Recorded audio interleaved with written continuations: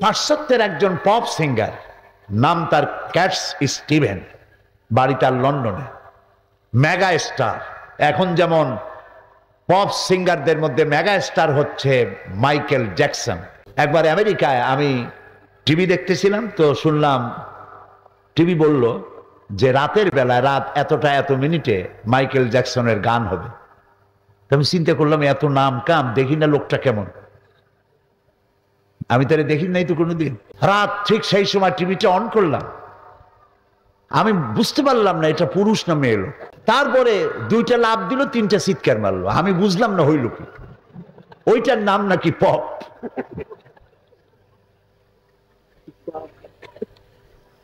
আর ওনার আগে, এই মাইকেল জ্যাকসনের আগে ছিল ক্যাটস স্টিভেন।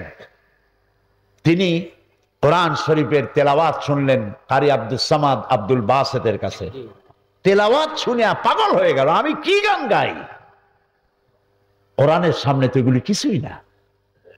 তিনি কোরআন শুনে মুগ্ধ হলেন, কোরআন হাদিস পড়লেন এবং এক পর্যায়ে তিনি পড়লেন লা ইলাহা ইল্লাল্লাহু মুহাম্মাদুর রাসূলুল্লাহ। তার মুসলমান নাম হলো ইউসুফ ইসলাম। বাংলাদেশে কয়েকবার সফর তিনি করেছেন এবং আমি তার সাথে একসাথে কতগুলি প্রোগ্রাম করেছি। লন্ডনে বাড়ি, কলেজ করেছেন, কিন্ডারগার্টেন স্কুল করেছেন। এক মিটিংয়ে তিনি বললেন, বড় শিক্ষণীয় কথা, এক মিটিংয়ে তিনি বললেন জনসভায় লন্ডনে, বললেন আমি কোরআন হাদিস পড়ে বুঝে ইসলাম কবুল করেছি, কিন্তু আজ 25 বছর পর, ইসলাম কবুল করার 25 বছর পর এখন আমার চিন্তা হয় যে কোরআন এবং হাদিস পড়ার আগে যদি আমি এই মুসলমানগুলি দেখতাম তাহলে বোধহয় ইসলাম কবুল করা আমার পক্ষে সম্ভব হতো না। আমার কাছে মনে হলো ইউসুফ ইসলাম যেন গোটা মুসলিম মিল্লাতের গালের উপর একটা থাপ্পড় কষে দিয়েছে। তিনি বলতে চাইলেন কোরআন আর হাদিস যে মুসলমান ডিমান্ড করে, যে কোয়ালিটি কামনা করে যে মুসলমানদের, আমরা সেই মুসলমান নই। আমি গতকালও বোধহয় বলেছি এই কথা, যে মরা মানুষ জিন্দা হওয়ার কোন সুরত যদি থাকতো আর একজন সাহাবী যদি জিন্দা হতে পারতেন তাহলে আমাদের অবস্থা দেখে বলতেন আল্লাহর কসম, রাসূলুল্লাহ যে মুসলমান বানায় রেখে গিয়েছিলেন, আল্লাহর কসম এগুলি সেই মুসলমান না। প্রিয় ভাই সব, কোরআন পৃথিবীতে এসেছিল একটি সুন্দর সঠিক মানব গোষ্ঠী তৈরি করা, যারা চুরি করবে না, ডাকাতি করবে না, জেনা করবে না, হত্যা করবে না, ধর্ষণ করবে না, যারা হবে সুখী, যারা হবে সমৃদ্ধশালী, যাকে দেখে কেউ ভয় করবে না, যাকে দেখে আশ্রয় পাবে মানুষ।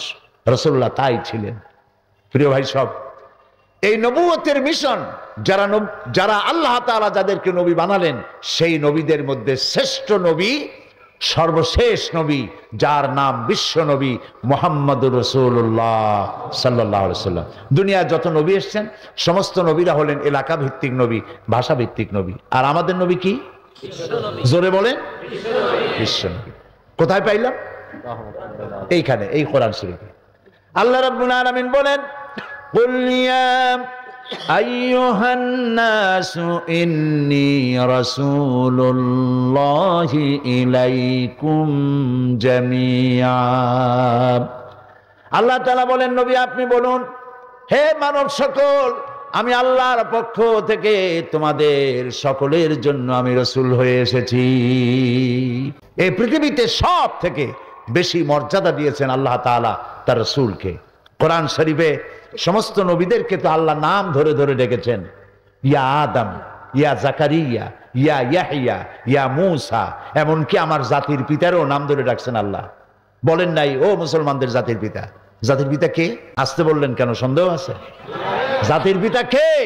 এই ঈমান মজবুত রাখবেন, জাতির পিতা একাধিক হওয়া মোটেই ভালো না। পিতা একজন হওয়া ভালো, বেশি হওয়া কি সুলক্ষণ না কুলক্ষণ? মুসলিম মিল্লাতের পিতা, মিল্লাত আবিকুম ইব্রাহিম হুয়া সাম্মাকুমুল মুসলিমিন, মুসলিম জাতির পিতা ইব্রাহিম আলাইহিস সালাম, তাকেও আল্লাহ নাম ধরে ডেকেছেন। কোরআনে কারিমে দেখতে পাই আল্লাহ রাব্বুল আলামিন তাকে ডেকেছেন এই বলে, ওয়ানাদাইনাহু আইয়া ইব্রাহিম قد صدقت الرؤيا ইন্না কাযালিকা নাজজিল মুহসিনিন। আমি ইব্রাহিমকে ডেকে বললাম, হে ইব্রাহিম, তুমি তোমার স্বপ্নকে বাস্তবে রূপ দিয়েছো, আর আমি এইভাবে করে মুহসিনিনদেরকে আমি পুরস্কৃত করে থাকি। প্রিয় ভাই সব, আল্লাহ রাব্বুল আলামিন একমাত্র নবী যার নাম ধরে ডাকেন নাই। নাম কি তার? বলেন, মুহাম্মদ রাসূলুল্লাহ সাল্লাল্লাহু আলাইহি ওয়াসাল্লাম নাম ধরে আল্লাহ ডাকেন নাই। যখনই ডাকার দরকার হয়েছে আল্লাহ আদর করে ডেকেছেন, ইয়া আইয়ুহার রাসূল, হে রাসূল, ইয়া আইয়ুহান নবী, হে নবী, ইয়া আইয়ুহাল মুজাম্মিল, ইয়া আইয়ুহাল মুদ্দাসসির, ইয়াসিন, তাহা, প্রিয় প্রিয় নামে, সুন্দর সুন্দর নামে ডেকেছেন। আর উম্মতকে বলেছেন, আল্লাহ তাআলা এই কোরআনে কারিমে বলেছেন, তোমরা যেভাবে পরস্পর পরস্পরকে নাম ধরে ডাকাডাকি করো, এইভাবে করে আমার নবীকে নাম ধরে ডেকো না। আল্লাহ নিষেধ করেছেন। এমনকি কথা আপনারা জানেন যে যদি কোনো মানুষ মা বাবের সাথে বেয়াদবি করে তাহলে সেটা শুধু বেয়াদবিই থাকে। পীরের সাথে বেয়াদবি করলো, বেয়াদবি, এর থেকে বেশি কিছু হয় না। কিন্তু নবীর শানে, মুহাম্মদ সাল্লাল্লাহু আলাইহি ওয়াসাল্লামের শানে যদি কেউ বেয়াদবি করে সেটা বেয়াদবি থাকে না, কুফরি হয়ে যায়। নবী করিম সাল্লাল্লাহু আলাইহি ওয়াসাল্লাম সূরা হুজুরাতে আল্লাহ তাআলা বলছেন, এক মজলিসে তিনি বসেছিলেন, তিনি কথা বলছেন, কিন্তু তার কণ্ঠস্বরকে উপচে, তার কণ্ঠস্বরকে নিচু করে সাহাবায়ে কেরাম এত জোরে কথা বলছেন যে নবীর কথা শোনা যায় না। আল্লাহ এটাকেও বরদাস্ত করেন নাই। সঙ্গে সঙ্গে ওহী নাজিল হলো। আল্লাহ রাব্বুল আলামিন ঘোষণা করলেন, ইয়া আইয়ুহাল্লাযীনা আমানু লা তারফাউ আসওয়াতাকুম ফাওকা সাওতিন নবী। হে বিশ্বাসীরা, তোমরা যারা ঈমান এনেছো শোনো, তোমাদের কণ্ঠস্বর যেন আমার নবীর চাইতে বড় না হয়ে যায়। যদি আমার নবীর চাইতে তোমাদের গলার আওয়াজ বড় হয়ে যায়, আনতাহবাতা আমালুকুম, তোমাদের জিন্দেগীর সমস্ত নেক আমলগুলি আমি বরবাদ করে দেব। এখনো পর্যন্ত মসজিদে নববীতে রাসূলুল্লাহর কবরের সামনে এই আয়াতটি স্বর্ণাক্ষরে লেখা আছে। এটা সেই জায়গা, ইয়ে মাকামে আদব হয়, এখানে আদব করতে হয়, জোরে চিল্লায় কান্দাও যায় না, নীরবে ফোঁপায় ফোঁপায় কাঁদতে হয়। এখানে শুয়ে আছেন আল্লাহ তাআলা যাকে শয়ে রেখেছেন, যিনি হচ্ছেন আখিরি জামানার পয়গম্বর বিশ্বনবী মুহাম্মদ রাসূলুল্লাহ সাল্লাল্লাহু আলাইহি ওয়াসাল্লাম। এই মুজিজা কি? মুজিজা হলো যে কোনো শক্তিকে, প্রভাবশালী শক্তিকে দুর্বল করে দিতে পারে যে জিনিস, সেইটার নাম হচ্ছে মুজিজা। যেমন মুসা আলাইহিস সালামের জামানায় প্রভাবশালী শক্তি কি ছিল বলুন তো? জাদু। এই যে কথাগুলি বলছি বানানো কথা নয়, সব এখানে আছে। কোথায় আছে? কোরআনে আছে। জাদু, জাদু দিয়ে কি করতো তারা? ফু দিত। ফু দিয়ে দড়ি, কাশি, থালা, বাটি যা সামনে থাকতো, কোনোটা বাঘ হইতো, কোনোটা সিংহ হইতো, কোনোটা সাপ হতো, এগুলি দিয়ে তারা বাজিমাত করত। মুসা আলাইহিস সালাম সেই যুগে আসলেন, আল্লাহ তাআলা তাকে দিলেন মুজিজা, ওই জাদু দুর্বল করার মতো ক্ষমতা। কোরআন বলছে সূরা তাহা, আল্লাহ রাব্বুল আলামিন বললেন, ওয়ামা তিলকা বিয়ামিনিকা ইয়া মুসা। মুসা হে, তোমার হাতে, ডান হাতে ওটা কি? তিনি বললেন এটি একটি লাঠি। এরপরে লাঠির আরো গুণাগুণ তিনি বয়ান করলেন। আল্লাহ তাআলা বললেন হাতের লাঠিটা ফেলে দাও। তিনি লাঠি ফেলে দিলেন, কি হয়ে গেল? হিয়া হাইয়াতুন তাসআ, বিরাট সাপ হয়ে গেল। মুসা আলাইহিস সালাম ভয় পেলেন। আল্লাহ তাআলা বললেন খুযহা ওয়ালা তাখাফ, ভয় পেও না, ধরো। সাপের প্রতি নবী হোক, আলেম হোক, পীর হোক, মানুষ হোক, যে কেউ হোক, সাপ দেখলে ভয় হবে, ঠিক কিনা? মুসা আলাইহিস সালাম ভয় পেয়েছেন, আল্লাহ বললেন ভয় পেও না, ধরো। এখন তিনি যদি না ধরেন তাহলে তো সর্বনাশ। ধরো, আল্লাহ বলছেন ধরো, স্বাভাবিক অবস্থায় ফিরে আসবে। মুসা আলাইহিস সালাম ধরলেন, কি হয়ে গেল? আবার লাঠি হয়ে গেল। আল্লাহ পাক এবার বললেন যাও, ইযহাব ইলা ফিরআউনা ইন্নাহু তাগা, ফেরাউন সীমা লঙ্ঘন করেছে, তার কাছে যাও। তিনি দাওয়াত দিলেন, ফেরাউন জাদুকরদেরকে একত্রিত করলো। আর জাদুকরেরা মন্ত্রপুত করে দড়ি, কাশি, থালা, বাটি, ঘটি, গ্লাস যা ছিল সামনে সব বানাইলো বাঘ, সিংহ, সাপ, সব একসাথে হামলে পড়েছে মুসা আলাইহিস সালামের উপরে। মুসা আলাইহিস সালাম ভয় পেয়ে গেলেন। আল্লাহ রাব্বুল আলামিন তিনি বললেন, মুসা ভয় পেও না, হাতের লাঠি ফেলে দাও। মুসা আলাইহিস সালাম লাঠি ফেলে দিলেন। সাপ হয়ে যখন হা করলো, জাদুকরের তৈরি করা সব বাঘ, সিংহ আর সাপগুলি মুসা আলাইহিস সালামের লাঠি মার্কা সাপের পেটের মধ্যে গিয়া ঢুকলো। জাদুকরেরা তারা চিন্তা করলো যে আমরা যেটা দেখাইছি 100% জাদু, মন্ত্রতন্ত্র করছি, জাদু দিয়া তৈরি হয়েছে। মুসা আলাইহিস সালাম যেটা দেখালেন এটা জাদু হইতে পারে না, কারণ জাদু তো খাইয়ে ফেলাই দিছে। এটা জাদু না, এটা জাদুর বাবা অথবা দাদা জাতীয় কিছু, এটার নাম মুজিজা। ওরা যেটা দেখাইলো সেটা জাদু, মুসা আলাইহিস সালাম যেটা দেখালেন সেটার নাম মুজিজা। দাউদ আলাইহিস সালামকে আল্লাহ তাআলা মুজিজা দিয়েছিলেন, একটি দিয়েছিলেন গলার আওয়াজ। এত সুন্দর শিরিন জবান তার ছিল। হযরতে দাউদ আলাইহিস সালাম যখন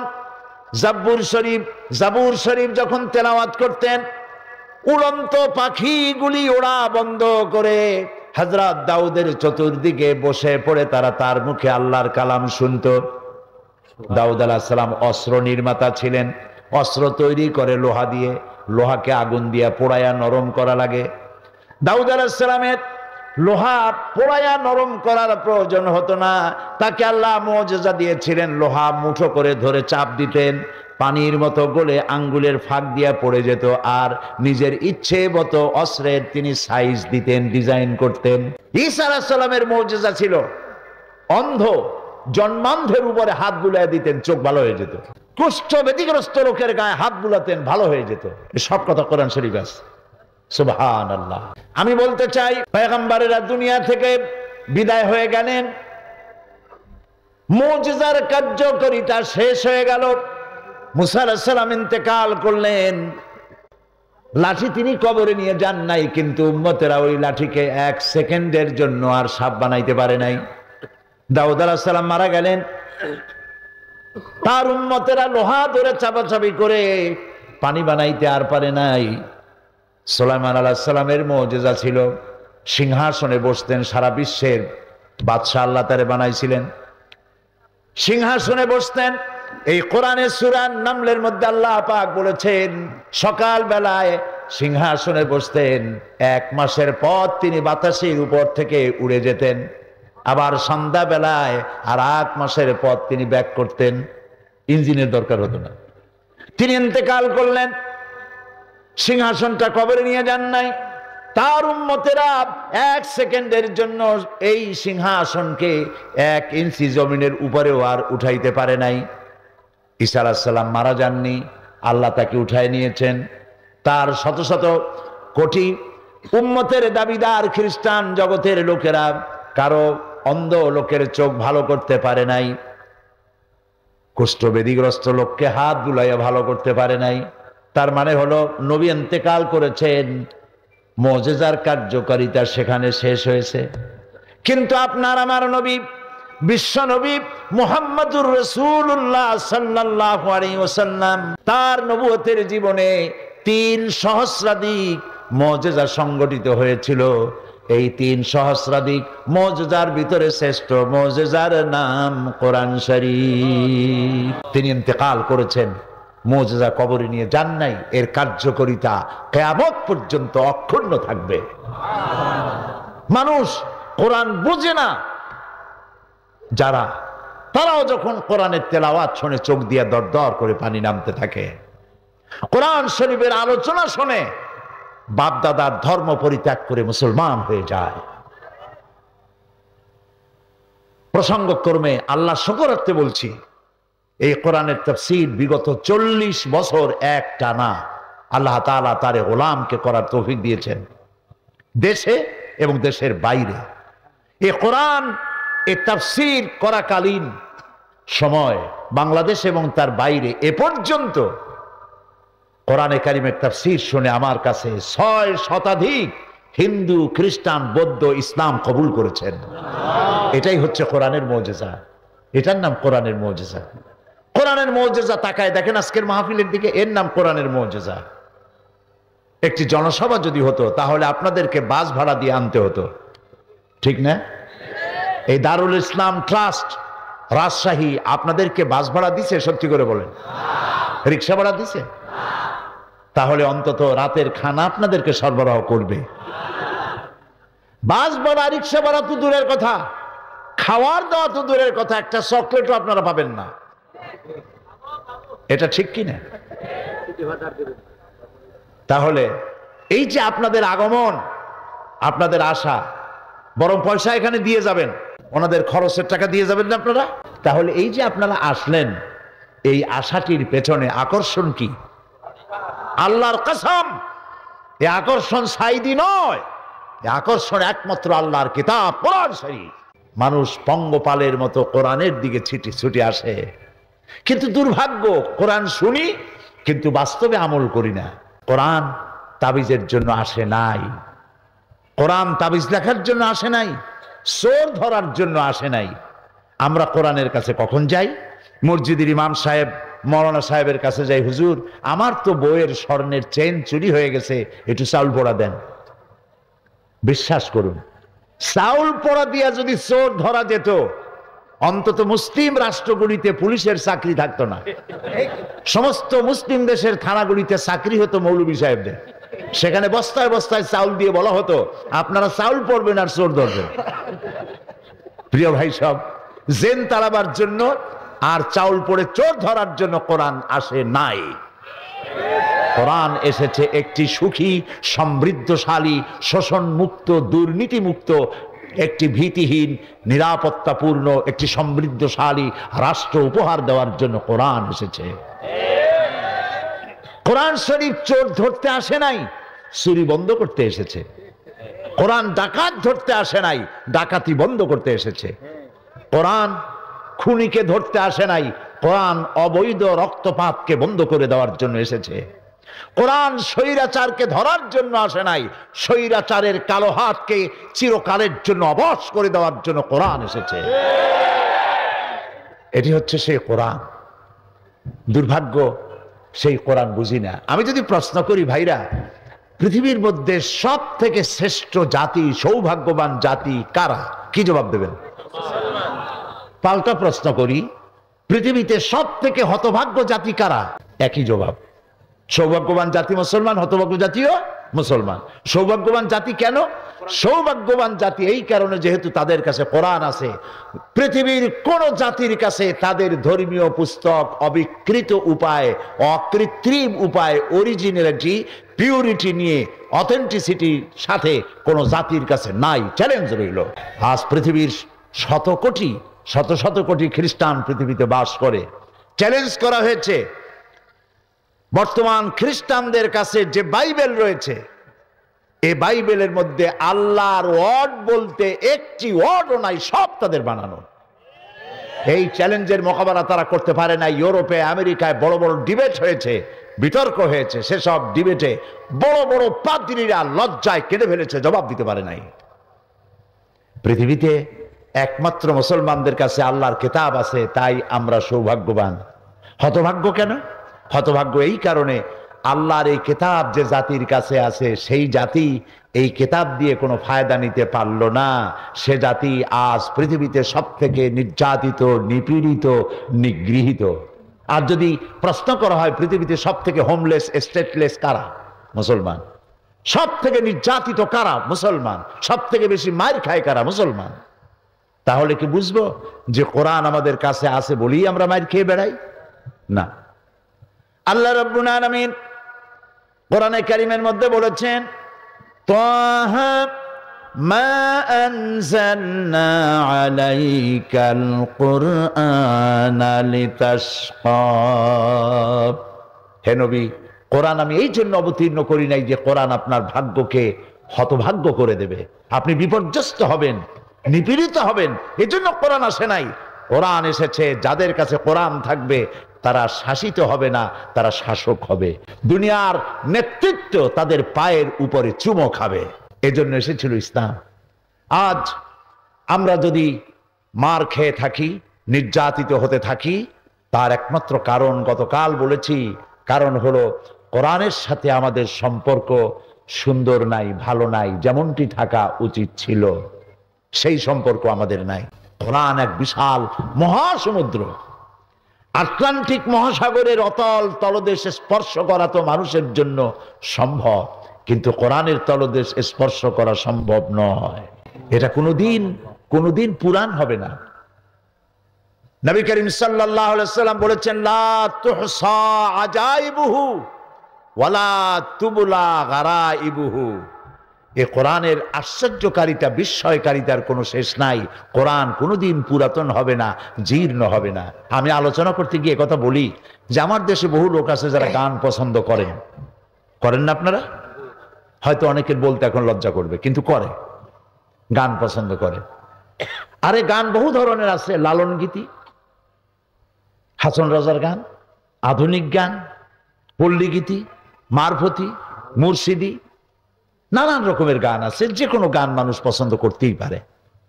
এই আপনার সব থেকে পছন্দ করা গানটি যদি 100 বার শোনেন, 50 বার শোনেন, 200 বার শোনেন, এরপরে আপনার মন বলবে যে না, আর ইচ্ছে করে না শুনতে। এটা ঠিক কিনা বলুন? কোরআন সম্পর্কে এই ধরনের ধারণা কি কখনো হয়? একটি মানুষ, যে ব্যক্তি নামাজ পড়ে সঠিকভাবে, 5 ওয়াক্ত নামাজ যে পড়ে, ফরজ, ওয়াজিব, সুন্নত, নফল 5 ওয়াক্ত নামাজ যে পড়ে, তাকে দৈনিক কম করে হলেও 40 বার সূরা ফাতিহা পড়া লাগে। কিন্তু কখনো মন বলে না যে না, এই সূরা ফাতিহার জ্বালায় আর পারি না, এবার নতুন একটা কিছু করো। এরকম কি মন বলে? রাসূলুল্লাহ এই কথাই বলেছেন, ওয়ালা তুবলা গারাইবুহু। কোরআন কোনদিন পুরাতন হবে না, জীর্ণ হবে না, শুনতে ইচ্ছে করবে না, এই অবস্থা কখনোই হবে না। সুবহানাল্লাহ। কোরআন, মক্কা শরীফে যান, যাদের টাকা আছে হস্ত করবেনই। তারপরে আমার নসিহত হচ্ছে, হলিডে করার জন্য সিঙ্গাপুর, ব্যাংকক, হংকং এইসব জায়গায় দৌড়দৌড়ি না করে, পয়সা যদি থাকে রমজান মুবারকে উমরা করে আসুন। আল্লাহর নবী বলেছেন, রমজান মুবারকে যে ব্যক্তি উমরা করলো, সেজন্য আমার সাথেই হজ আদায় করলো। যখন তেলাওয়াত হয় মসজিদে হারামে, আল্লাহর ঘর সামনে, রমজান মাস, লক্ষ লক্ষ মানুষ নামাজে দাঁড়ায় গেছে। যখন ইমাম তেলাওয়াত করেন, আর শেখ আব্দুর রহমান আস-সুদাইস, সৌদ আশ-শুরাইব, আব্দুর রহমান আল হুজাইফি যখন তেলাওয়াত করেন, মনে হয় যেন আকাশ থেকে কোরআন নাজিল হচ্ছে। নামাজে কান্দাকাটি আমি জীবনে এর বাইরে কোথাও দেখি নেই। নামাজে কান্দাকাটি, ইমাম কান্দেন, জাহান্নামের আয়াত, জান্নাতের আয়াতগুলি যখন পড়ে, ইমাম নিজে কান্দে, আর গোটা হারাম জুড়ে কান্না রোল পড়ে যায়। গত 26শে রমজান মক্কা শরীফে আমি ছিলাম। রমজান মুবারকে যাওয়ার একটা তৌফিক আল্লাহ করে দেন প্রতি রমজানে। পত্রিকাগুলি লিখেছে পরের দিন 30 লক্ষ লোক উপস্থিত ছিল লাইলাতুল কদরে। কি কান্দাকাটি শুরু হয়ে গেল যখন তেলাওয়াত হচ্ছিল। কোরআনের মতো মজা পৃথিবীতে আর কিছু নাই। সুবহানাল্লাহ ওয়া বিহামদিহি। এই যে কোরআনের গান গাইলো মশিউর রহমান, আল্লাহর গুণগান করলো, প্রথমে কোরআনের গান গাইলো, কেমন লাগলো? আমি মিনু ভাইকে বলতেছিলাম যে মিউজিক ছাড়াও যে গান কি সুন্দর হয়। তার কণ্ঠের জন্য দোয়া করুন, আল্লাহ যেন তার কণ্ঠস্বরকে হেফাজত করেন। এগুলি আমাদের অ্যাসেট। ইচ্ছে করলে সে যদি গানের লাইনে চলে যেত, গান বাজনার মধ্যে অনেক চড়া দামে বিক্রি হইতে পারত, কিন্তু সে তার এই প্রতিভাকে আল্লাহর কোরআনের জন্য, ইসলামের জন্য ওয়াকফ করে দিয়েছে। আলহামদুলিল্লাহ। প্রিয় ভাই সব, এ হচ্ছে সেই কোরআন। এই কোরআনের সূরা আন-নাহল থেকে আমি তেলাওয়াত করছিলাম গতকাল, আজকে সেখান থেকে শুরু করি। আল্লাহ তাআলা বলছেন, وعلى الله قصد السبيل ومنها جائر ولو شاء لهداكم أجمعين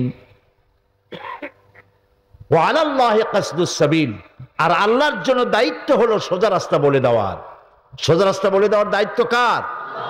যেখানে রয়েছে অসংখ্য বাঁকা পথ, এই পৃথিবীতে অসংখ্য বাঁকা পথ আছে, সেই অসংখ্য বাঁকা পথের মধ্য দিয়ে সোজা রাস্তা বলে দেওয়ার দায়িত্ব হচ্ছে আল্লাহ তাআলা। আমি বলেছিলাম আমাদের বাড়ি ছিল জান্নাতে, নির্বাসিত হয়েছি পৃথিবীতে, এখান থেকে আবার আল্লাহ চান আমাদেরকে জান্নাতে ফিরায় নিতে। সেজন্য একটি রাস্তার দরকার, সেই রাস্তার নাম ইসলাম। রাস্তাটির নাম কি? এবং এই পথ প্রদর্শন করার জন্য আল্লাহ রাব্বুল আলামিন অসংখ্য পয়গম্বর পাঠিয়ে দিয়েছেন এই পৃথিবীতে। সেই পয়গম্বরেরা হলেন আমাদের জন্য পথ প্রদর্শক, গাইড। এই জন্য আদম আলাইহিস সালাম থেকে শুরু করে মুহাম্মদ সাল্লাল্লাহু আলাইহি ওয়াসাল্লাম, তারা হলেন পৃথিবীর সর্বশ্রেষ্ঠ সন্তান যারা জিন্দেগিতে কোনো গুনাহ করেন নাই। নবীদের কোনো গুনাহ নাই, তারা মাসুম, তারা বেগুনাহ। এই নবীদেরকে আল্লাহ পাক পৃথিবীতে পাঠান। নবী চেনার উপায় কি? নবীদের গায়ে কপালের উপরে লেখা থাকে না যে ইনি নবী। ফেরেশতা এসে বলেন না যে ইনি আল্লাহর নবী, তোমরা বিনা বাক্য ব্যয় তার সাথে কাজ করো, তাকে মানো। এইভাবে কোনো ফেরেশতাও আসে না। নবী চেনার জন্য তিনটি শর্ত। এক নম্বরে, সমস্ত নবীদেরকে আল্লাহ ওহী দেন, ওহী ছাড়া নবী হওয়া যায় না। দুই নম্বরে, প্রত্যেক নবীকে আল্লাহ তাআলা মুজিজা দেন। তিন নম্বরে, তাদের দেন উন্নত চরিত্র। নবীদের চরিত্রের মতো ভালো চরিত্র পৃথিবীতে কোনো মানুষের হইতে পারে না। নবীদের, দুনিয়ার সব মানুষের ক্যারেক্টার, অধিকাংশ মানুষের চরিত্র হয় দুই প্রকার। একটা হলো পাবলিক ক্যারেক্টার, আর একটা হলো পার্সোনাল ক্যারেক্টার। দুই রকমের হয়ে থাকে। আমরা যাদের কাছে চরিত্রের সার্টিফিকেট নিতে যাই, যারা ক্যারেক্টার সার্টিফিকেটে সই করেন, অনেক ক্ষেত্রে দেখা যায় তাদের নিজেদেরই চরিত্রের কোনো বালাই নাই। নবীরা এর থেকে ভিন্ন, নবীরা এর থেকে স্বতন্ত্র। নবীদেরকে আল্লাহ পাক বানান। ইলেকশন করে তো মেয়র বানানো যায়, ইলেকশন করে তো এমপি বানানো যায়, ইলেকশন করে তো প্রেসিডেন্ট, চেয়ারম্যান বানানো যায়, কিন্তু ইলেকশন করে নবী বানানো যায় না। সারা পৃথিবীর সব মানুষ যদি ঐক্যবদ্ধ হয়ে কাউকে ভোট দেয় যে আপনি নবী, আপনারে আমরা ভোট দিলাম, আপনি নবী, এই কথা বললে তিনি কি নবী হইতে পারবেন? আপনারা ডাকতে পারবেন তাকে নবী বলে, কিন্তু শর্ত পূরণ হবে না। শর্ত হলো ওহী আসা। জিবরাইল না আসলে, ওহী না আসলে নবী হইতে পারে না। এখন পৃথিবীর সব মানুষ যদি একযোগে অনশন ধর্মঘট করে যে জিবরাইল না আসা পর্যন্ত আমরা কিছু খাবো না, আসবে জিবরাইল? শয়তান এসে কুল পাবে না, জিবরাইল আসবে কখন? পৃথিবীতে এমন কোনো উল্লেখযোগ্য ভাষা নাই যে ভাষায় কোরআন শরীফ ছাপা হয় না, অর্থাৎ কোরআনের তর্জমা হয় না। তবে কোরআন কোনো অবস্থাতেই বাংলায় উচ্চারণওয়ালা কোরআন শরীফ আপনাদেরকে না কেনার জন্য আমি অনুরোধ করব। যারা কোরআন শরীফ পড়তে পারেন না, বাংলা উচ্চারণে কোরআন শরীফ পাওয়া যায় বাজারে, তারা এটা কেনেন। আপনাকে বুঝতে হবে এটা আরবি ভাষা, এটা ইংরেজি নয়, ফার্সি নয়, উর্দু নয়, নাগরি নয়, হিন্দি নয়, রোমান নয়, ইটালিয়ান নয়, ফ্রান্স নয়, এটা আরবি। এটা কি আরবি? এর প্রত্যেকটা অক্ষরের আলাদা আলাদা প্রোনাউন্সিয়েশন আছে, তাজবিদ আছে, উচ্চারণ পদ্ধতি, মাখরাজ, উচ্চারণ পদ্ধতি আলাদা। আপনি যদি রাসূলুল্লাহ বলেছেন যে কেউ তো এমন আছে কোরআন পড়ে আর কোরআন তারে লানত করে, সুতরাং বাংলায় লেখা এটা আপনি পড়বেন না। আপনি কোনো আলেমের কাছে, যিনি বিশুদ্ধ তেলাওয়াত করে, তার কাছ থেকে তেলাওয়াত করবেন। তা না হলে পরে মারাত্মক ভুল হবে। কি ভুল হবে? যেমন দেখেন, আরবিতে জাল, জিম, ঝা, জ, এই কতগুলি অক্ষর আছে। এর উচ্চারণ কি দিয়ে করবেন? বর্গ জ দিয়ে করবেন, অন্তর জ দিয়ে করবেন, আর তো না, শেষ। কিন্তু উচ্চারণ সঠিক হবে না। তোয়া, জোয়া, আইন, অফ, এর উচ্চারণ আপনি কিভাবে করবেন? ছোট কাপের উচ্চারণ না হয় একটা ক দিলেন, বড় কাপের উচ্চারণ যদি 50টা ক এক জায়গায় লাগান, তো আপনি কক কক করতে করতে তো মুরগির মতো খালি থাকবে, উচ্চারণ তো হবে না। কুল মানে হচ্ছে বলো, আর কুল মানে খাও। তো কুল হুয়াল্লাহু আহাদ, বলো হে নবী আল্লাহ এক, একক। এখন আপনি যদি বলেন কুল হুয়াল্লাহু আহাদ, তাহলে অর্থ হবে খাও, আল্লাহ এক। বলেন নাউযুবিল্লাহ। ইদা জা নাসরুল্লাহি ওয়াল ফাতহু, ইদা জা নাসরুল্লাহ, সদ, সদের উচ্চারণ আলাদা। আপনি যদি সদের উচ্চারণ জানেন না, আপনি বললেন ইদা জা নাসরুল্লাহি ওয়াল ফাতহু, তাহলে নুন সিন রা হলো। অর্থ দাঁড়ালো কি? ইদা জা নাসরুল্লাহি ওয়াল ফাতহুর অর্থ হলো যখন আল্লাহর পক্ষ থেকে সাহায্য আসবে। আর ইজা জা নাসরুল্লাহি ওয়াল ফাতহু যদি বলেন, তার অর্থ দাঁড়াবে আল্লাহর পক্ষ থেকে যখন শকুন আসবে। দেখছেন কত পরিবর্তন হয়ে গেল। এই জন্য কোরআনকে আপনাকে প্রথমে শিখতে হবে, কোরআনকে বুঝতে হবে। আল্লাহর নবী বলেছেন, এই কোরআনকে আমি যখন জেন সম্প্রদায়ের সামনে আমি যখন কোরআনে কারীমকে তেলাওয়াত করেছি, ফাকালু ইন্না সামি'না কুরআনান আজাবা, জেন সম্প্রদায়ের সামনে আমি যখন তেলাওয়াত করেছি, আমার মুখে তেলাওয়াত শুনে তারা বলেছে আমরা এক আজব ধরনের আশ্চর্য ধরনের কিতাব শুনেছি। ইয়াহদি ইলা রুশদি ফামান্না বিহি, এ কোরআন যে শুনে কোরআন তাকে হেদায়েতের রাস্তা দেখায়, আমরা কোরআন শুনলাম আর ঈমান আনলাম।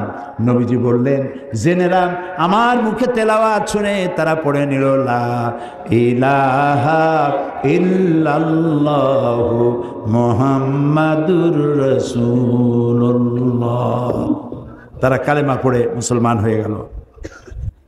কোরআন এসেছিল আমাদের কপাল খোলার জন্য, আমাদের কষ্ট দূর করার জন্য, কিন্তু কষ্ট ক্রমান্বয়ে আমাদের বাড়তেছে, ঠিক না? ওষুধ খাই, ডাক্তার ডায়াগনোসিস ঠিকই করেছেন, ডাক্তার প্রেসক্রাইবও করেছেন ঠিক, কিন্তু আমি ওষুধ কিনে খাইলাম, আমার রোগ ভালো হলো না, দোষটা কার? নিশ্চয়ই আমি ওষুধও খাচ্ছি, কুপথ্যও খাচ্ছি, আর খাবার নিয়ম কানুন মেনে চলছি না। ডাক্তার যা নিষেধ করেছেন সেগুলোও খাই, ওষুধও খাই, রোগ কি ভালো হবে? হতে পারে না। কোরআন আমার কাছে আছে, আল্লাহ বলছেন কষ্ট দূর করার জন্য কোরআন দিছি, কিন্তু আমি কষ্টের জ্বালায় অস্থির। তার অর্থ দাঁড়ালো এই, কোরআন ঠিকই আছে কোরআনের জায়গায়, আমি কোরআন বুঝি নাই এবং কোরআনকে যথাযোগ্য মর্যাদা আমি দেই নাই। আল্লাহর নবী বলেন, ইন্নাল্লাযী লাইসা ফি জাওফিহি শাইউম মিনাল কুরআনি কাল বাইতিল খারিব, আল্লাহর নবী বলেন যেই দেহের ভিতরে কোরআন নাই ওই দেহটা একটা ছাড়া বাড়ির মতো, ফেলে দেওয়া বাড়ির মতো। ফেলে দেওয়া বাড়িতে কি বলে, যে বাড়িতে মানুষজন থাকে না, বিরান বাড়ি। বিরান, বিরান উর্দু শব্দ, হ্যাঁ বসে অপযোগী না, অনুপযোগী না, মানে মানুষ না, মানুষ নেই, শুধু একটা বাড়ি আছে কিন্তু বাড়িতে লোক নাই জন্য। আচ্ছা, রাসূলুল্লাহ কি বলছেন একটু লক্ষ্য করেন। রাসূল বলছেন যেই দেহের মধ্যে, যেই সিনার মধ্যে কোরআন নাই ওইটা একটা বিরান বাড়ির মতো। বিরান বাড়িতে মানুষ না থাকলে কি থাকে? না না, ভূত থাকে না, ভূত বলে কিছু নাই, ভয় পাবেন না খালি খালি। আপনারা কি ভূতকে ভয় পান? ভূত বলে কিছু নাই দুনিয়া, বিশ্বাস করে ভূত নাই।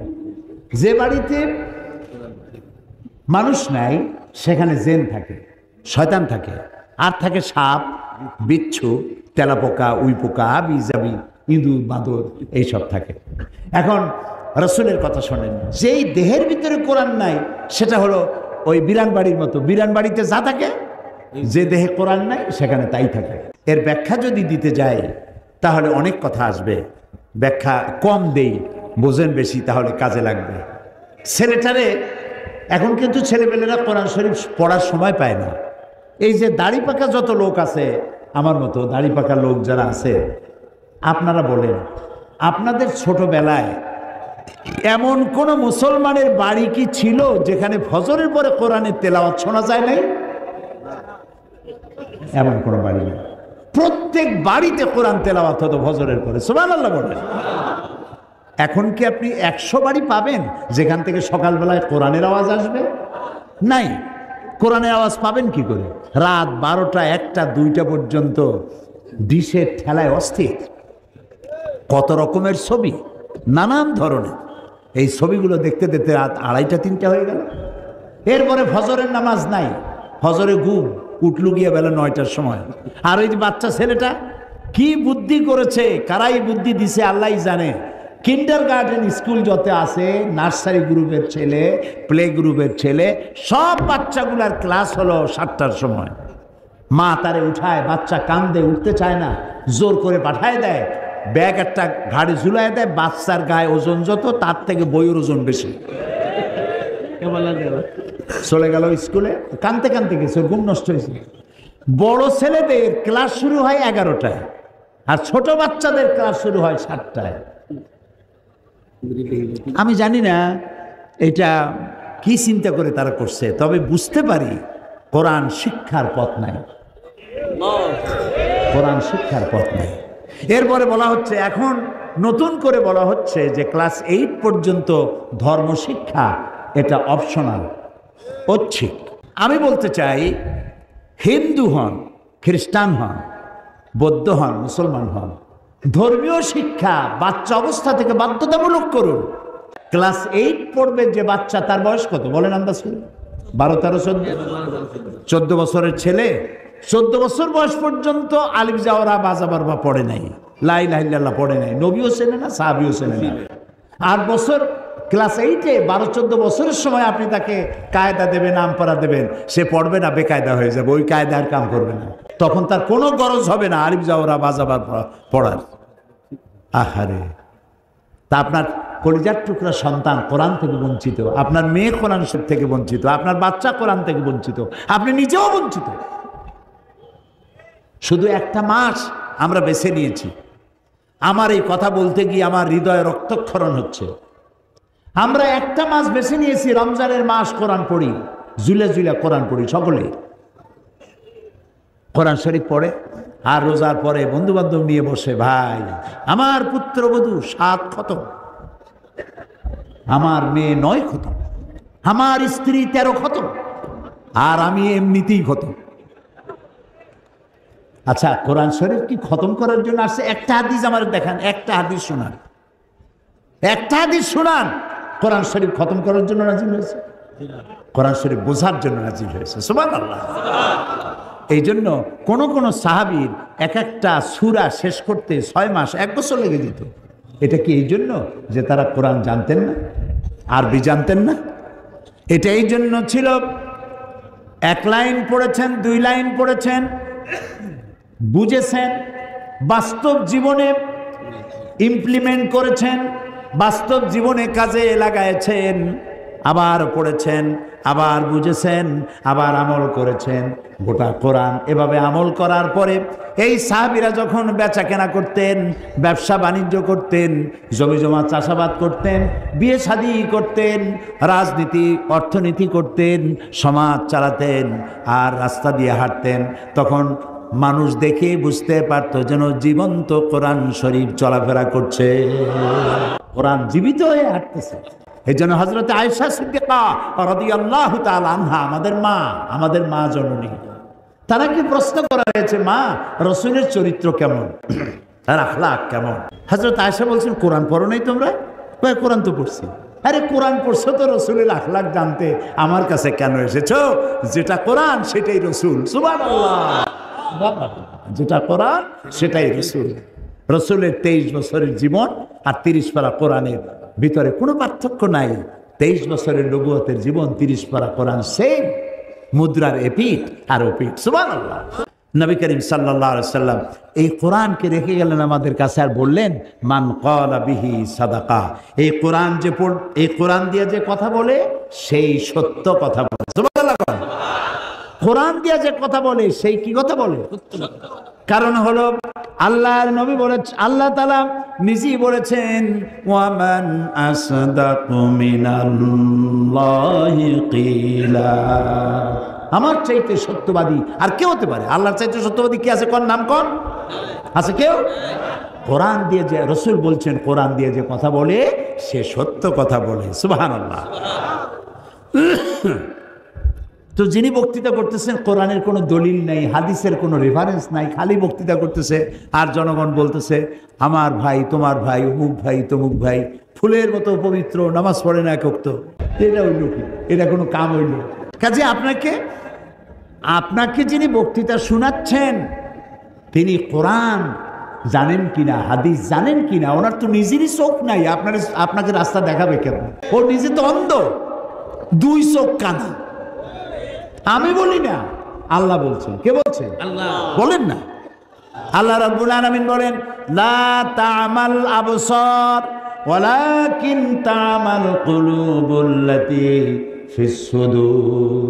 এদের বাইরের চোখ নষ্ট হয় নাই, এদের ভিতরের চোখগুলি বিনষ্ট হয়ে গেছে, অন্ধ হয়ে গেছে। বাইরের চোখ ঠিক আছে কিন্তু ভিতরের চোখ নাই। সেই জন্য বলে, there is no God, unseen is nothing, যা দেখি না তা কিছুই না, আল্লাহ নাই। নাউযুবিল্লাহি মিন যালিক। সেই জন্য কোরআন দিয়ে যারা কথা বলে তাদের কথা শোনো। সুবহানাল্লাহ। আল্লাহ তাআলা আল্লাহ রাসূল বলছেন, মান ক্বালা বিহি সাদাকা ওয়া মান আমিলা বিহি উজরা। আর এ হচ্ছে এমন এক কিতাব, যে ব্যক্তি পড়বে আর বুঝবে আর আমল করবে তাকে পুরস্কৃত করা হবে ফিদ দুনিয়া ওয়াল আখিরা। এখানেও পুরস্কার পাবা, আখিরাতেও পুরস্কার পাবা। কে বলছেন? রাসূল, আমাদের রাসূল। কে বলছেন? দুনিয়ায় কি পুরস্কার পাইবা? আল্লাহ তাআলা বলেছেন, ফামান তাবিআ হুদায়া ফালা খাউফুন আলাইহিম ওয়ালা হুম ইয়াহজানুন। এই কোরআনের হেদায়েত যারা মেনে চলবে তাদের কোনো ভয় নাই, তাদের কোনো চিন্তাও নাই। আমার আল্লাহ গ্যারান্টি দিয়েছে, কোনো ভয় নাই। কিসের ভয় নাই? কোরআন যদি তোমরা মানো। শুনতেছেন আমার কথা? একটু কান খুলে শোনেন। এই কোরআন যদি মানো তোমাদের কোনো ভয় নেই। কিসের ভয় নেই? কোরআন যদি মেনে চলো তাহলে চুরি হবে না, ডাকাতি হবে না, জেনা হবে না, ব্যভিচার হবে না, ধর্ষণ হবে না, হত্যা হবে না, লুট হবে না, মারামারি হবে না, সাম্প্রদায়িক সম্প্রীতি বিনষ্ট হবে না। ভয় নাই। ওয়ালা হুম ইয়াহজানুন। তোমাদের কোনো চিন্তাও থাকবে না। মানুষেরা চিন্তা করে কিসে? চিন্তা করে খাবারে, বস্ত্রে, চিকিৎসা, শিক্ষা, বাসস্থানের, হিউম্যান রাইটস, মানবিক মৌলিক মানবিক অধিকার। এই অধিকারের চিন্তা করে। আল্লাহ কয় কোরআন মানো, তাহলে এই অধিকারের চিন্তাও করা লাগবে না, এগুলোও পেয়ে যাবা। আল্লাহ তাআলা কোরআনে কারিমে বলেন, ওয়ালাউ আন্না আহলাল কুরা আমানু ওয়াত্তাকাউ লাফাতাহনা আলাইহিম বারাকাতিম মিনাস সামাই ওয়াল আরদ। আল্লাহ তাআলা বলেন, জনপদের লোকেরা, দেশের লোকেরা যদি আমার উপর ঈমান আনে, দুইটা কাজ যদি করে, আমার উপর ঈমান আনবে আর আমাকে ভয় করার নীতি অবলম্বন করে চলবে, তাহলে আমি আল্লাহ রাব্বুল আলামিন আকাশ আর জমিনের সব বরকতের দরজা তাদের জন্য খুলে দেব। এরকম আসতে বলেন সুবহানাল্লাহ। তা আল্লাহ তাআলা বরকতের দরজা খুলে দেবেন বলে ওয়াদা করেছেন। এই কোরআনটা মানতে হবে। তো মানবেন কি করে? আগে তো বুঝতে হবে, তবে না মানবেন। বুঝিই তো না, তো মানবো কি? সত্য কিনা বলে? খালি খতম করে, বিপদ আপদ আসলে খতম করে, আর অনুষ্ঠানের শুরুতে বরকতের জন্য তেলাওয়াত করে। দোকান ওপেন করবে, ওইখানে একটু তেলাওয়াত করে। তোমার একটু তেলাওয়াতের জন্য, আর ওই দোকান ওপেন করবা, জনসভা শুরু করবা, সেই জন্য একটু তেলাওয়াতের জন্য আল্লাহ কোরআন শরীফ নাযিল করছে। কাম নাই আর কিছু। তো আল্লাহ তাআলা দুনিয়া শান্তি দিবেন, আখিরাতেও শান্তি দিবেন। এরপরে আল্লাহ তাআলা বলছে, আল্লাহ নবী বলছেন, ওয়ামান হাকামা বিহি আদালা। আর এই কোরআন দিয়া যে বিচার ফয়সালা করবে সেটাই হবে সঠিক বিচার। এর থেকে ইনসাফপূর্ণ, এর থেকে জাস্টিস আর কিছুই হতে পারে না। জাস্টিস হচ্ছে কোরআন দিয়ে বিচার করা। কি দিয়ে বিচার করা? এখানে সব আছে। সন্ত্রাসীদের বিচার কিভাবে করবেন, মদখোরের বিচার কিভাবে করবেন, চোরের বিচার কেমনে করবেন, ডাকাতেরটা কেমনে করবেন, আছে না সব কোরআন শরীফে? আছে। অনেকে আন্দাজে বলছেন আছে, আর অনেকে বোঝেন না, সেই জন্য বলেন নাই, জানেন না। কোরআন শরীফ পড়েন, সব বুঝতে পারবেন। এর মধ্যে সব কিছুই আল্লাহ তাআলা বলে দিয়েছেন। বিচারটা যাতে সঠিক হয়, সেজন্য ন্যায় বিচারের প্রতীক বলা হয় কোন জিনিসটাকে? হ্যাঁ, দাড়িপাল্লা। যারা বলতে পেরেছেন গোল্ডেন 5। আপনারা বলতে পেরেছেন যে ন্যায় বিচার, বিচারটা ন্যায় হলো কিনা তার মানদণ্ড হচ্ছে মিজান, দাড়িপাল্লা, যা দিয়ে মাপা হয়। ইনসাফ কি মুকদ্দাস তারাজু, এটা হলো ইনসাফের জন্য পবিত্র মিজান। এই মিজান দুনিয়াও লাগবে, আখিরাতেও লাগবে। কিয়ামতের দিন আল্লাহ তাআলা মিজান রেখেছেন। এখন আমি এটা প্রায় বলে থাকি যে বিচারটা কিভাবে হবে। একজন আর একজনের একটা চোখ তুলে ফেলেছে, এগুলো তো করে আজকাল, প্রায় শুরু হয়ে গেছে। চোখ উঠায় ফেলায়, হাত ভাঙ্গে ফেলায়, পাও ভাঙ্গে ফেলায়, কয় যে আমাকে সাথে না থাকলে ঠ্যাং ভাঙ্গে হাতে ধরায় দেবে। তো ঠ্যাং ভাঙ্গে হাতে ধরাই দিল, হাঁটবে কেমন? কি অন্যায় কথা। একজন যদি আরেকজনের ঠ্যাং ভাঙ্গে, আমাদের দেশে যে প্যানেল কোড আছে, যে বিচার আছে, এই বিচার পদ্ধতিতে প্রচলিত আইন অনুযায়ী 2 বছরের জেল হলো আর ধরেন 50,000 টাকা জরিমানা হলো। এখন এই বিচারটা সঠিক হলো কিনা সেটা বোঝার জন্য দাড়িপাল্লা নিয়ে আসেন। দাড়িপাল্লার এক পাশে রাখেন বাঙ্গা ঠ্যাং, আর এক পাশে রাখেন 2,000 টাকা আর 6 মাসের জেল। এবার দাড়ি ধরে টান দেন, সমান হবে? যদি জেলের মাত্রা আরো বাড়ায় দেই, জরিমানার মাত্রা আরো বাড়াই, হবে না। কি হলে হবে? আর একখান ঠ্যাং। এই কোরআন শরীফে আল্লাহ তাআলা বলেছেন হাতের বদলে হাত, পায়ের বদলে পা, চোখের বদলে চোখ, দাঁতের বদলে দাঁত, জানের বদলে জান।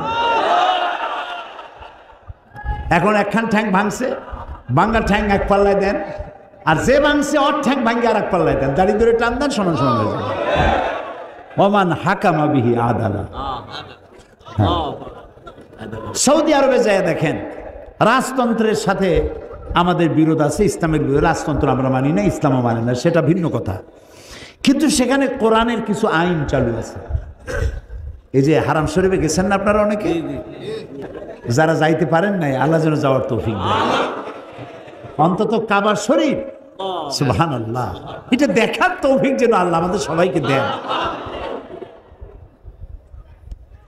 এই কাবা শরীফে যখন আজান হয়, আমি দেখছি যে আল্লাহ মানুষের পরীক্ষায় ভালাইছে। এই কাবা শরীফের চতুর্দিকে এত সব দোকান, হায় হায় রে, কি সব দোকান! বাইতুল মুকাররমে নিউ মার্কেটে যতগুলি সোনার দোকান আছে, সব সোনা এক জায়গায় করলেও ওর একটা দোকানের সোনার সমান হবে না। ইলেকট্রনিক্স গুডস, নানান ধরনের কাপড়, নানান ধরনের আপনার বিভিন্ন রকমের শৌখিন দ্রব্যাদি, অভাব নাই। চতুর্দিকে দোকান খোলা। আজান হয়ে গেল, সব দোকান বন্ধ হয়ে গেছে। মুহূর্তের ভিতরে আজান হয়ে গেল। আপনি যদি 5 লক্ষ রিয়ালের খরিদ্দার হন, আপনার কাছে বিক্রি করা হবে না। আজান হয়ে গেছে, দোকান বন্ধ। তাদের এই ঈমান আছে, এই 5 লক্ষ নিলাম না, আমি আল্লাহর নামাজের জন্য হারাম শরীফে যাচ্ছি, 10 লক্ষ রিয়ালের খরিদ্দার আল্লাহ নামাজের পরে আবার দিয়ে দেবে। আল্লাহ দেন। দোকানগুলো বন্ধ হয়ে গেল। তারপরে নামাজের পর সব দোকানে আসলো। তা আমি যেটা দেখলাম যে এখানে আল্লাহ তাআলার কি মেহেরবানি, মানুষে আল্লাহ পরীক্ষা ফেলাইছে। একদিকে কাবা শরীফ কালো, কালো একটা ঘর, এই ঘরটার কোনো শৈল্পিক সৌন্দর্য নাই, কালো পাথর দিয়ে গড়া আর কালো গেলাপ দিয়ে ঢাকা। কিন্তু আমি জীবনে আল্লাহ আমাকে বহুবার নিয়েছেন, বহুবার নিয়েছেন। কাবা শরীফের দিকে যখন চোখ পড়ে, আমার কাছে মনে হয় যেন সারা পৃথিবীর সব সৌন্দর্য কাবার গায়ে লাগানো, এবং মোস্ট পাওয়ারফুল ম্যাগনেটিক জিনিস দিয়ে এটাকে তৈরি করা হয়েছে। দেখলেই মনে হয় আমাকে ডাকতেছে, আমার কাছে আয়। সুবহানাল্লাহ। তো একদিকে একটা কালো ঘর, আর একদিকে সোনার দোকান, কম্বলের দোকান, জায়নামাজের দোকান, তসবির দোকান, আতরের দোকান। মানুষে আল্লাহ ইমানের পরীক্ষা ফেলাই দিচ্ছে। এই কালো ঘরটা দিয়ে তাকায় থাকো, না নামাজ পড়ে সালাম দিয়ে সব দোকানে চলে যাও। এটাও দেখতে চান আল্লাহ তাআলা। বহু লোক আছে যারা নামাজ পড়ে, এখানে অনবরত 120টা রহমত নাজিল হয়। কয়টা? 120টা রহমত অহরহ নাজিল হচ্ছে, কিয়ামত পর্যন্ত হতে থাকবে। যারা তাওয়াফ করতে থাকবে তারা পাবে 60টা, যারা নামাজ পড়বে তারা পাবে 40টা, আর যারা তাকায় থাকবে, শুধু ঘরের দিকে তাকায় থাকবে, তারা পাবে 20টা। সুবহানাল্লাহ। এত মানুষ, লক্ষ লক্ষ মানুষ, নারী আর পুরুষ, কি সুন্দরী সুন্দর মানুষ, এত সুন্দর মানুষ আপনি কয় জায়গায় দেখবেন? নানান রঙের মানুষ আসতেছে। পূর্ণিমার চাঁদকে হার মানায় দিতে পারে এইরকম সুন্দরী নারীরা আসতেছে।